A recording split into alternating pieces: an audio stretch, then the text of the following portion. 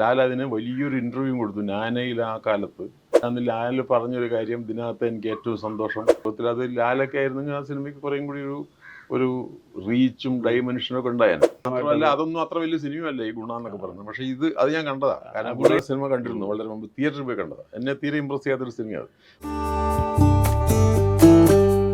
ഈ എന്തുകൊണ്ടാണ് ലാലേട്ടനെ വെച്ചിട്ട് മോഹൻലാൽ സാറിനെ വെച്ചിട്ട് ഞാനൊരു 3 സിനിമകളോടെ 3-4 സിനിമകൾ ആലോചിച്ചിട്ടില്ല. പ്ലാൻ ചെയ്തു. ഞങ്ങൾ തമ്മിൽ വളരെ അടുത്ത സൗഹൃദമൊക്കെ ആയിരുന്നു. പലപ്പോഴും എൻ്റെ തന്നെ ഒരു ഉദാസീനത കൊണ്ട് സംഭവിക്കാതെ എനിക്ക് അങ്ങനെ ഒരു കുഴപ്പമുണ്ട്. നമ്മൾ ഈ സിനിമയിലെ ഇടയിലൊക്കെ ചിലപ്പോൾ ഞാൻ ഒന്ന് ഡള്ളാവും, മനസ്സിലായില്ല. പിന്നെ പല എക്സ്റ്റേണൽ കാരണങ്ങൾ. ഒരു സിനിമ ശരിക്ക് ഭൂമിയുടെ അവകാശികൾ എന്ന് പറഞ്ഞ സിനിമ ഞാൻ അയാളെ വെച്ച് ആലോചിച്ച് തുടങ്ങിയൊരു സിനിമയാണ്. ഏതാണ്ട് ഒരു 6 മാസം ഞങ്ങൾ സംസാരിച്ചിട്ടുണ്ട്. ലാലായിരുന്നു അതിൽ പ്രധാന കഥാപാത്രം. ലാൽ അതിന് വലിയൊരു ഇൻ്റർവ്യൂ കൊടുത്തു നാനയിൽ ആ കാലത്ത്. വലിയ തോതിലൊരു ഇൻ്റർവ്യൂ വന്നിരുന്നു. അപ്പോൾ അതിലന്ന് ലാൽ പറഞ്ഞൊരു കാര്യം, ഇതിനകത്ത് എനിക്ക് ഏറ്റവും സന്തോഷം കൂടെ ഒരു ദണ്ഡി അഭിനയിപ്പിക്കണ്ട, എല്ലാം പാമ്പും മറ്റു പട്ടിയും സഹിക്കണ്ട എന്നൊക്കെ തമാശയായിട്ട് അയാൾ പറഞ്ഞിരുന്നു, മനസ്സിലായത്. ആ സമയത്ത് ദാറ്റ് വാസ് സംവെയർ ഇൻ 2005. അപ്പോൾ നോർവേയിൽ ഒരു ഫിലിം ഫെസ്റ്റിവലിൽ എനിക്ക് ഒരു ക്ഷണം വന്നു. ഒരു ഇൻ്റർനാഷണൽ സ്റ്റുഡൻസ് എന്നൊക്കെ പറഞ്ഞിട്ട് പാഠം എന്നൊരു വിലാപത്തിന് ക്ഷണം കിട്ടി കഴിഞ്ഞപ്പോൾ ഞാൻ ഇയാളോട് പറഞ്ഞു, അത് ഞങ്ങൾ ഈ ഷൂട്ട് പ്ലാൻ ചെയ്ത സമയത്താണ്. അപ്പം ഞാൻ ലാലിനെ വിളിച്ചു. ലാൽ പറഞ്ഞു, ചേട്ടാ അതിന് പോകണം, അത് വളരെ പ്രധാനപ്പെട്ട ഒരു ഫെസ്റ്റിവൽ. അപ്പോൾ അങ്ങനെ പോയി. ഞാൻ പോയപ്പോൾ എന്ത് പറ്റിയെന്ന് വെച്ചാൽ ഇയാളുടെ പ്രോഗ്രാമൊക്കെ മാറി. ഞാൻ തിരിച്ച് വരുമ്പോഴേക്കും പിന്നെ അതിന് ഒരു ഗ്യാപ്പ് വന്നു. അപ്പോൾ അങ്ങനെയുള്ള എൻ്റെ തന്നെ ചില ഇത് കൊണ്ടും ഒക്കെയാണ് നടക്കാതെ പോയത്. അത് കഥാവിശേഷം സിനിമയും ഞാൻ ലാലിനെ വെച്ച് തുടങ്ങിയത്. ശങ്കരന് മോഹൻ സിനിമയും ലാലായിരുന്നു പ്രധാനം. ലാലും ഞാനായിട്ടൊരു ഫുൾ ഡേ ആ വീട്ടിലിരുന്ന്, മദ്രാസിലത്തെ അയാളുടെ വീട്ടിലിരുന്ന് ചിരിച്ച് തമാശ പറഞ്ഞ് ഈ സിനിമയെ പറ്റി ഒരുപാട് എൻജോയ് ചെയ്തിട്ടുണ്ട്. അപ്പോൾ ഏതാണ്ട് ആ സിനിമ ചെയ്ത പോലെ അയാളുടെ കൂടെ. അപ്പം അങ്ങനെ അയാളുമായിട്ട് അടുത്തെത്തി പോയതാണ്. അപ്പോൾ അതൊക്കെ ഞാൻ അത്രത്തോളം പ്രൊഫഷണൽ അല്ലാത്തതുകൊണ്ട് സംഭവിച്ചതെന്നാണ് എൻ്റെ അഭിപ്രായം. വേറൊരാളാണെങ്കിൽ ഇത്രയും താല്പര്യം കാണിച്ച ഒരു നടനോട് പിന്നെ ഞാൻ അതിനെ എങ്ങനെയെങ്കിലും സിനിമയാക്കാൻ ശ്രമിക്കുമല്ലോ. ഉറപ്പായിട്ടും എങ്ങനെയെങ്കിലും അത് എനിക്ക് അങ്ങോട്ടും ഇങ്ങോട്ടൊക്കെ മാറിപ്പോകും. ഞാനൊരു നല്ല പുസ്തകം കിട്ടിയാൽ ചിലപ്പോൾ ആ ദിവസങ്ങളിൽ സിനിമയുടെ ഭാഗം വിട്ടുപോകും. അങ്ങനെയൊക്കെ ഉണ്ട് കുഴപ്പം. അപ്പോൾ അങ്ങനെയൊക്കെ സംഭവിച്ചതാണ്. അതുകൊണ്ട് അത് ഒരു ഡെലിബറേറ്റ് സംഭവമല്ല. അതിൽ പ്രയാസമുണ്ട്, മനസ്സിന് വിഷമമുണ്ട് അയാളെപ്പോലെ ഒരാളെ അഭിനയിപ്പിക്കാൻ പറ്റാത്തതിൽ. അല്ല, ഇത്ര അടുത്തെത്തിയിട്ട് ഒരു 2-3 സിനിമകളുടെ ഏതാണ്ട് ഒരു കാലം. കാരണം ഡാനിക്ക് ശേഷമുള്ളൊരു പീരീഡ്, 2001 ഡാനിക്ക് ശേഷമുള്ള 2005 വരെയുള്ള ആ 4 വർഷവും ഞാൻ ലാലിൻ്റെ കൂടെ ഉണ്ടായിരുന്നു. ആ 4 വർഷത്തിനിടയിലാണ് ഈ സിനിമകളൊക്കെ ആലോചിച്ചതും അയാളെ കാണുകയും മീറ്റ് ചെയ്യുകയും ഇടയ്ക്കിടയ്ക്ക് പോയി കാണുകയും. കാഞ്ഞിരപ്പള്ളിയിൽ അയാൾ ഭദ്രൻ്റെ സിനിമ ഒരു ഉടയോ എന്നൊരു സിനിമ, ആ സമയത്ത് ഞാൻ അവിടെ പോയി.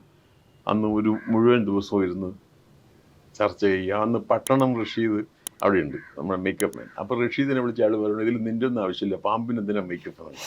അപ്പോൾ ഇങ്ങനെയൊക്കെയുള്ള അതിനെ ശരിക്കും എൻജോയ് ചെയ്തിരുന്ന ആൾ. അത് അവസാനം ഞാൻ വേറൊരു നടനെ വെച്ചിട്ടൊക്കെ എനിക്ക് ചെയ്യേണ്ടി വന്നു. കാരണം ആ സിനിമയൊക്കെ കയ്യിൽ നിന്ന് പോയി, അത് ശരിയായില്ല. അതുകൊണ്ട് അതിൻ്റെ ക്ഷീണവും ആ സിനിമയ്ക്ക് സംഭവിച്ചു. വാസ്തവത്തിൽ അത് ലാലൊക്കെ ആയിരുന്നെങ്കിൽ ആ സിനിമയ്ക്ക് കുറേയും കൂടി ഒരു റീച്ചും ഡൈമെൻഷനും ഒക്കെ ഉണ്ടായേനെ. അപ്പം അങ്ങനെ വിട്ടുപോയതാണ്, അല്ലാതെ വേറെ കാരണങ്ങളൊന്നുമില്ല. പിന്നെ ഏതോ ഒരു സമയത്ത് വെച്ച് പിന്നെ അത് കണ്ടിന്യൂസ് ആവാതായി. ഞാൻ ഈ 4-5 വർഷം ഇങ്ങനെ നടന്നെങ്കിൽ പോലും നടക്കാതായപ്പോൾ പിന്നെ അങ്ങ് വിട്ടുപോയി. അത്രേ ഉള്ളൂ. സംഭവിക്കാതെ പോയതാണ്. 2-3 പ്രോജക്റ്റുകൾ പ്രവർത്തിച്ചാണ്.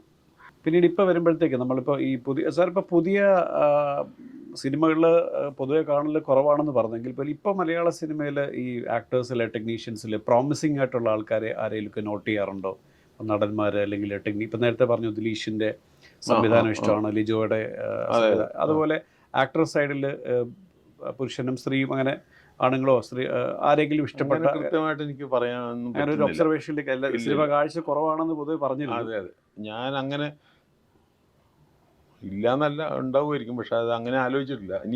ഇനിയിപ്പോൾ അത് ആലോചിക്കേണ്ട സമയമാണ്. കാരണം ഞാൻ പുതിയ സിനിമ. അപ്പോൾ എനിക്ക് കുറേയധികം മലയാള സിനിമകൾ കാണാനുള്ളൊരു പ്ലാനാണ് ഇപ്പം. എനിക്ക് ആരൊക്കെയാണ്, കാരണം ഞാനൊക്കെ ഭൂമികയിൽ നിന്ന് പുറത്തായി പോയിട്ടുണ്ട്.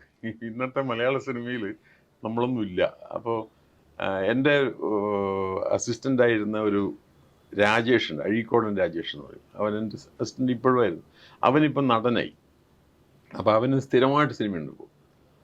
അപ്പം ഞാൻ ഇന്നാൾ കാഞ്ഞങ്ങാടാണ് എൻ്റെ സ്ഥലം. ഇന്നാൾ കാഞ്ഞങ്ങാട് പോയപ്പം ഞാനും അവനും നടക്കുമ്പോൾ ആളുകൾ മുഴുവൻ അവൻ്റെ പിന്നാലെ. അപ്പോൾ അവന് ഭയങ്കര വിഷമമായി. ചന്ദ്രേട്ടനാ അത് പോകാൻ പറയാം, നിങ്ങൾ പോകാന്ന് പറഞ്ഞാൽ പിള്ളേർക്കൊക്കെ അവനെ വേണം ഓട്ടോഗ്രാഫൊക്കെ. അപ്പം അവന് വലിയ പ്രയാസം, അവൻ എന്നെ പരിചയപ്പെടുത്താൻ ശ്രമിക്കുക, ആർക്കും താല്പര്യമില്ല. അപ്പം ആ സമയത്ത് അവൻ എന്നോട് പറഞ്ഞു തരുമായിരുന്നു ഇന്നത്തെ മലയാള സിനിമ. അവൻ പറഞ്ഞു ആരൊക്കെയാണ് കംപ്ലീറ്റ് മാറിപ്പോയിട്ടുണ്ട്. അതായത് പരസ്യത്തിനൊക്കെയുള്ള വില, ഒരു ചെറിയ ആർട്ടിസ്റ്റിനെ വരെ അവർ ഈ സോഷ്യൽ മീഡിയയിൽ ചെറിയ ആർട്ടിസ്റ്റ് അയാളുടെ പേര് വെച്ചിട്ട് പരസ്യം ചെയ്യും.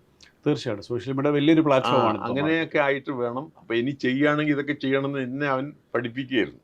അപ്പോൾ അങ്ങനെയൊക്കെ ഉണ്ട്. അതുകൊണ്ട് ഐ മസ്റ്റ് വാച്ച് നൗ ആരൊക്കെയാണ്. പിന്നെ അങ്ങനെ ഇമ്പ്രസ് ചെയ്യുന്നപ്പം ഓഫ്കോഴ്സ് നമ്മളിപ്പോൾ പറയാതെ തന്നെ അറിഞ്ഞ ഫഹദ് ഫാസിലിനെ പോലൊരു നടനൊക്കെ ഏത് ഭാഷയിലും എല്ലാവരും ശ്രദ്ധിക്കുന്ന ഒരു നടനാണ്. അപ്പോൾ ഐ എം ഭയങ്കരമായി ഇമ്പ്രസ് ചെയ്തിട്ടുള്ള ആക്ടറാണ് അയാൾ.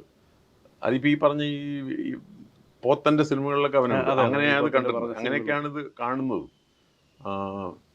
പക്ഷെ നമ്മുടെ സിനിമയുടെ ഒരു വലിയ തമാശ ഇപ്പോഴും നമ്മുടെ സിനിമ നിലനിൽക്കുന്നത് മോഹൻലാൽ മമ്മൂട്ടിന്ന് ഏതാണ്ട് 40 കൊല്ലത്തോളായി. ഇങ്ങനെ ഒരു ലോകത്തിലൊരു ഭാഷയിൽ ഉണ്ടാവും, ഒരു ഭാഷയിലും ഉണ്ടായിട്ടില്ല. ഈ അടുത്ത കാലത്ത് വേറെ ഭാഷയിൽ ഉണ്ടാകുമോ എന്നും സംശയമുള്ള ഒരു അവസ്ഥയാണ്. പുതിയൊരു ഫിലിം മേക്കർ വരുമ്പോൾ അയാളുടെ ആഗ്രഹം ഒന്നുകിൽ ലാലേട്ടൻ അല്ലെങ്കിൽ മമ്മൂക്ക എന്നൊക്കെ പറയുന്നത്. ഞാൻ പൊതുവെ പറയാറുണ്ട്, എല്ലാ ആൾക്കാരും ആദ്യം കഥ ആലോചിക്കും. ഇപ്പം എന്നെ നായകനായിട്ട് ഒരാൾ സിനിമ എടുക്കാന്ന് വിചാരിച്ചു, പക്ഷേ അയാൾ ആദ്യം ആലോചിക്കുന്നത് മമ്മൂക്കയെ ലാലേട്ടർ വെച്ചിട്ടാണ് ഇവൻ്റെ ആദ്യത്തെ സങ്കല്പം. അവിടുന്ന് താഴേക്ക് വന്നിട്ടാണ് ഏതൊരു നടനിലേക്ക് എത്തുന്നത്. അതുപോലെ തന്നെ ഇന്നും അവരങ്ങനെ നിലനിൽക്കുന്നുണ്ട്. അതെ അതെ. അപ്പം അതുപോലെ നമ്മളങ്ങനെ ഞാനിപ്പോൾ കാണാതെ തന്നെ എനിക്ക് വലിയ താല്പര്യമായ ഒരു സിനിമയാണ് ആ മഞ്ഞുമ്മൽ ബോയ്സ്. കാരണം അതിൻ്റെ കാരണം എൻ്റെ സ്ഥിരമായിട്ട് അസിസ്റ്റൻ്റ് ആയിരുന്നു സതീഷ് പൊതുവാൾ. സതീഷ് പൊതുവാളിൻ്റെ 2 മക്കളാണ് സിനിമ. അപ്പോൾ ആ കുട്ടികളെയൊക്കെ ഞാൻ ജനിച്ചെന്ന് മുതൽ അറിയും. ഈ ഗണപതിയൊക്കെ ഞാൻ ജനിച്ച മോമെൻറ്റ് മുതൽ ഗണപതിയും അതേപോലെ ചിദംബരം നമ്മുടെ വീട്ടിലൊക്കെ വരും. നമ്മളങ്ങനെ അത്ര ക്ലോസ് ആയി പെരുമാറും. അപ്പോൾ അവരുടെ ഈ സിനിമയ്ക്ക് വലിയ അംഗീകാരമായിട്ട് അത് കേരളത്തിലെ ഏറ്റവും കൂടുതൽ കളക്ട് ചെയ്ത സിനിമയായിട്ട്. അപ്പോൾ അതൊക്കെ കേൾക്കുമ്പോൾ ഭയങ്കര സന്തോഷമുണ്ട്. I must see that film. പക്ഷെ അത് ഈ തിയേറ്ററിൽ പോകാനുള്ള വിഷമം കൊണ്ട് അത് എപ്പോഴെങ്കിലും നമ്മുടെ കാണണമെന്നുണ്ട്. I am very happy about. എൻ്റെ മകനത് കണ്ടു, അവൻ അഹമ്മദാബാദുള്ള. അപ്പം അവൻ അഹമ്മദാബാദ് തിയേറ്ററിൽ നിന്ന് കണ്ടിട്ട് അവൻ പറഞ്ഞു വെറുതെ ഓടിയൊരു സിനിമ മാത്രമല്ല, it's A well constructed well made film എന്നാണ്. അവന് ഈ കുട്ടികളെ അറിയാം. അവൻ ഇവരുടെ വസ്തുത്തിൽ അവൻ്റെ അനിയന്മാരായിട്ട് വരും, പ്രായം കൊണ്ട് താഴെ. അപ്പോൾ that's A very happy news. ഈ അടുത്ത കാലത്ത് ഉണ്ടായ ഒരു വലിയൊരു സന്തോഷമുള്ള വാർത്ത അതാ, ആ കുട്ടികളുടെ സിനിമ നന്നായി എന്നുള്ളതും. പിന്നെ അങ്ങനെ ഒരു ഈ മലയാളത്തിലൊക്കെ അത്തരം ഫിലിംസ് ചെയ്യുന്നത് തന്നെ എന്തെങ്കിലും ബാക്ക്ഗ്രൗണ്ടിൽ നിന്നൊക്കെയാണ് ആൾക്കാർ. ഇതിപ്പോൾ അങ്ങനെ ഒരു വിശേഷിച്ച ബാക്ക്ഗ്രൗണ്ടും ഇല്ല. ഇപ്പോൾ പൊതുവാൾ, സതീഷ് പൊതുവാൾ ഞങ്ങളുടെ എൻ്റെയും ജയരാജിൻ്റെയൊക്കെ അസിസ്റ്റൻ്റ് ആയിരുന്നു. അന്നല്ലാതെ ഈ വലിയൊരു സിനിമ ഫാമിലിയോ ഒന്നുമല്ല. അപ്പം അങ്ങനെയൊന്നും അല്ലാത്ത 2 ചെറുപ്പക്കാർ സിനിമയുമായിട്ട് വരുന്നു. And most of the new artist തമിഴന്മാരെയൊക്കെ നമ്മൾ കയ്യിലെടുത്തു. ആ സിനിമ തമിഴന്മാർക്കാണ് കൂടുതൽ ഇഷ്ടപ്പെട്ടെന്ന് തോന്നുന്നു, തമിഴ് സിനിമ. തമിഴിലൂടെ അത് ഗുണയുടെ ഒരു കണക്ഷൻ വെച്ചിട്ട് അവർ മാത്രമല്ല അതൊന്നും അത്ര വലിയ സിനിമയല്ല ഈ ഗുണ എന്നൊക്കെ പറയുന്നത്. പക്ഷെ അത് ഞാൻ കണ്ടതാ. കാരണം ഗുണയിലെ ആ സോങ്ങും ആ ഗുണ കേവാണ് മെയിനായിട്ട്. വേണു ക്യാമറ ചെയ്തതുകൊണ്ട് ഞാൻ ആ സിനിമ കണ്ടിരുന്നു വളരെ മുമ്പ്, തിയേറ്ററിൽ പോയി കണ്ടതാണ്. എന്നെ തീരെ ഇമ്പ്രസ് ചെയ്യാത്തൊരു സിനിമയാണ്.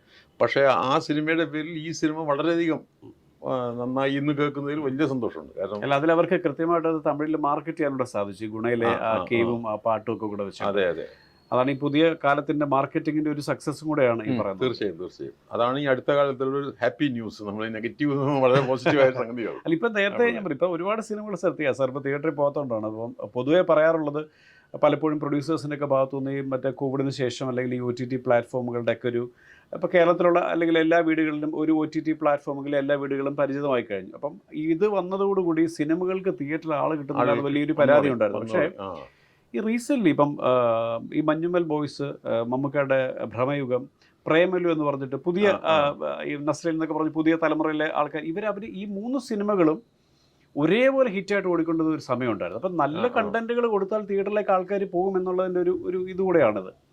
നല്ല കാര്യം. ഇപ്പോൾ വരുന്ന അതിനെ തുടർന്ന് വരുന്ന ആടുജീവിതം അല്ലെങ്കിൽ ഇപ്പം 1-2 സിനിമകൾ റിലീസായിട്ടുണ്ട് വർഷങ്ങൾക്ക് ശേഷം.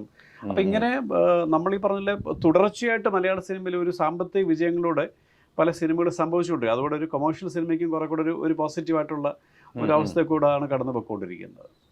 നല്ല കാര്യം തന്നെ. കമേഴ്ഷ്യൽ സിനിമ എന്ന് പറയരുത് ഇപ്പം. കമേഴ്ഷ്യൽ ഇല്ല, എന്നാലും നമ്മൾ ഈ തിയേറ്റർ ഫോക്കസ് സിനിമകൾ മുൻപേ തന്നെ ഈ ഡെഫിനിഷനെതിരായിരുന്നു. ഞാൻ ആദ്യകാലം മുതൽ തന്നെ ഈ ആർട്ട് സിനിമയിൽ വിശ്വസിച്ചിരുന്നില്ല. ഞാൻ സിനിമ എടുക്കാൻ തന്നെ, കാരണം സിനിമയ്ക്ക് കൊമേഴ്സ് വേണം എന്ന് ചോദിക്കുന്നു. അപ്പോൾ അതുകൊണ്ട് സിനിമ ഒന്നേ ഉള്ളൂ, സിനിമ നല്ലതും ചീത്തയും തമ്മിലുള്ള വ്യത്യാസങ്ങളേ ഉള്ളൂ. പിന്നെ ഞാൻ ഈ പറഞ്ഞ പോലെ ചെറിയ ചില നമുക്ക് സംശയങ്ങളൊക്കെ എന്ന് വെച്ചാൽ സിനിമ അത്രയും പെരിഫറലായ ഒരു മീഡിയം അല്ല എന്നൊരു അഭിപ്രായമുണ്ട്. കുറച്ചുകൂടെ ചിന്തോദ്ദീപകമായിട്ടുള്ള ചില ഒരു കാലഘട്ടത്തിൽ നടക്കൂല. കാരണം അറ്റൻഷൻ സ്പാൻ തന്നെ ഇല്ല, മനുഷ്യർക്ക് അറ്റൻഷൻ സ്പാൻ ഇല്ല. അത് ലോകം മുഴുവൻ നടക്കുന്നതാണ്. പിന്നെ അതർവൈസ് വളരെ അപൂർവമായിട്ട് ഒരു മേജർ സിനിമ തന്നെ ലോകത്തിൽ എവിടെയും സംഭവിക്കുന്നുള്ളൂ. നമ്മൾ ഈ ഓസ്കാർ അവാർഡ് എന്നൊക്കെ പറയുന്ന സിനിമകൾ പോലും അത്ര മേജറായ സിനിമകളൊന്നുമല്ല. പിന്നെ മാസ്റ്റേഴ്സ് എന്നൊക്കെ പറയുന്ന ഒരു വലിയ സംഘം ഒഴിഞ്ഞു കഴിഞ്ഞു. അതെ, അതങ്ങനത്തെ വലിയൊരു ശൂന്യതയുണ്ട്. അപ്പോൾ അവർ ഒരു ഒഴിഞ്ഞു പോയി. കേരളത്തിൽ നിന്നോ ഇന്ത്യയിൽ നിന്നും അല്ല ഞാൻ പറയുന്നത്, എൻ്റെ ഇപ്പം നമ്മൾ ഘട്ടക്കോ റായോ പോയി എന്ന് പറഞ്ഞതുപോലെ തന്നെ ആൻ്റോണിയോണിയും ബർഗ്മാനും അങ്ങനെയുള്ള എല്ലാ ആ ലെവലിലുള്ള ഒരു ഫിലിം മേക്കറെയൊക്കെ കണ്ടെത്താൻ പ്രയാസമാണ്. But cinema ത്രൈവ്സ് continuous. ഇപ്പോൾ ഈ നേരത്തെ ഈ ഡിജിറ്റലൈസേഷൻ്റെ കാര്യം പറഞ്ഞല്ലോ. ഇപ്പോൾ ഈ ഡിജിറ്റലൈസേഷൻ വന്നതോടുകൂടി കുറേ കൂടെ ഈസിയായ സംഗതികൾ. അപ്പം ആർക്കും സിനിമ എടുക്കും, ഒരു മൊബൈൽ ഫോണുള്ള ഒരാൾക്കും ഈ പറഞ്ഞ ക്രിയേറ്റീവ് ആയിട്ടുള്ള ഒരാൾക്ക് സിനിമ എടുക്കും. ഇതിൻ്റെ ഗുണവും ദോഷവും ഉണ്ട്. പണ്ട് ഒരുപക്ഷെ ഒരു അസിസ്റ്റന്റ് ഡയറക്ടറായിട്ടൊക്കെ വരണമെങ്കിൽ തന്നെ പ്രയാസമായിരുന്നു, സിനിമയിലേക്ക് എത്തണമെങ്കിൽ പ്രയാസമായിരുന്നു. ഇപ്പോൾ ഈ പറഞ്ഞ ഒരു സ്വന്തമായൊരു ഫോൺ ഉണ്ടെങ്കിൽ, അല്ലെങ്കിൽ സാങ്കേതിക വിദ്യ വളർന്നോട് കൂടിയിട്ട് വളരെ ഈസി ആയിട്ട് ആർക്കും നടനുമാകാം, സംവിധായകനുമാകാം, ക്യാമറമാനാകാവുന്ന അവസ്ഥയുണ്ട്. അപ്പോൾ അതിൻ്റെ ഒരു പ്ലസ്സും ഉണ്ട്. ഈ മൈനസ് എന്ന് പറയുന്നത് സാർ ഈ പറഞ്ഞ പോലത്തെ കുറച്ച് കാര്യങ്ങളുണ്ട്. കാരണം ആർക്കും ഫിലിം മേക്കർ ആകാൻ വരുമ്പോഴത്തേക്ക് ഈ പറഞ്ഞ പോലെ 70 സിനിമകൾ കാണുമ്പോൾ 69 സിനിമയും ആർക്കും എന്തും എടുക്കാമെന്ന് പറഞ്ഞ ലെവലിലേക്ക് പോകുന്നുണ്ട്. അപ്പം അങ്ങനത്തെ ഒരു അപകടം കൂടെ ഇതിൻ്റെ കൂട്ടത്തിൽ. അപ്പം അതിൽ നിന്ന് നല്ലതുകൾ സംഭവിക്കട്ടെ, നല്ല കാര്യങ്ങൾ ഡെവലപ്മെന്റ് മീഡിയത്തിന്റെ ഡെവലപ്മെന്റിൽ സംഭവിക്കുന്നതായിരിക്കും. അതെ. അപ്പോൾ അത് കുറച്ചുകൂടെ കാലക്രമേണ സ്ഫുടം ചെയ്ത് അതിൽ നിന്നും കുറച്ചുകൂടെ ബെറ്റർ ആയിട്ടുള്ള സംഗതികൾ തന്നെ വരുമെന്ന് നമുക്ക് വിചാരിക്കാം. തീർച്ചയായും. സാർ എന്തായാലും വളരെ രസകരമായ ഒരു സംഭാഷണമായിരുന്നു ഇത്രയും സമയം. Thank you so much. സിനിമയെപ്പറ്റി അല്ലെങ്കിൽ വിശേഷങ്ങൾ ചോദിക്കാൻ വരുന്നതോടുകൂടി തന്നെ അങ്ങേപ്പോലൊരു ഫിലിം മേക്കറുടെ സമൂഹത്തോടുള്ള കാഴ്ചപ്പാട്, സിനിമയോടുള്ള കാഴ്ചപ്പാട്, അല്ലെങ്കിൽ നമ്മുടെ ലോകത്തിന് നേരെ വെച്ചിട്ടുള്ള ചിന്തകൾ, ഇതൊക്കെ കൂടെ നമ്മുടെ ഓൺ ദ ഡോട്ടിൻ്റെ പ്രേക്ഷകർക്ക് മുമ്പിൽ ഷെയർ ചെയ്യാൻ സാധിച്ചിട്ടുള്ള സന്തോഷം ഒരിക്കൽ കൂടി പങ്കുവെച്ചുകൊണ്ട് ട്രൂ ടോക്കിൻ്റെ ഈ സംഭാഷണം അവസാനിക്കുന്നു. Thank you so much. Thank you. ഒരു കാര്യം എനിക്ക് പറയാനുള്ളൂ, ജൂൺ 5-ാം തീയതി നമ്മുടെ നാട് നേരെ രക്ഷപ്പെടട്ടെ എന്നൊരു ആഗ്രഹം പ്രകടിപ്പിച്ചുകൊണ്ട് ഞാൻ. Thank you so much. Thank you.